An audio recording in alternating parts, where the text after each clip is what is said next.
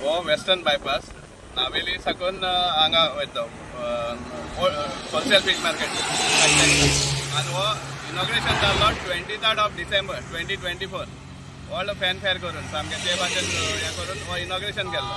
आज 6 म्हयने जाले आनी 6 म्हयने पयल्याच पावसात ही हालत जाल्ली आसा. हें एकू कडेन न्ही, एंटायर स्ट्रेच सिंक जावपाक लागला, पॉट होल्स पडपाक लागला. सो हेजेर दाखोवन दिता कसले सब स्टँडर्ड वर्क केल्ले आहात.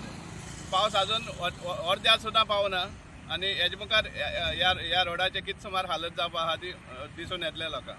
सो इतली कोटी मोडून डेव्हलपमेंट जाला म्हण बीजेपी छाती फुलोवन पोस्ट करता की बीजेपी सरकार डेव्हलपमेंट करता.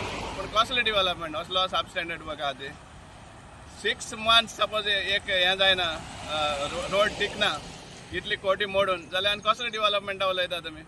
सगळे सब स्टँडर्ड वर्क नोटीस दिला म्हणटा पूण एक्शन जायना कॉन्ट्रॅक्टरांचेर. सपोज सब स्टँडर्ड वर्क जाता आनी नोटीस दिता जाल्यार तेजे बरें एक्शनूय जावपा जाय. आतां येतले आनी पॅच वर्क करतले पूण क्वॉलिटी ती सोडटली फायनली बेस्ट आहा ती.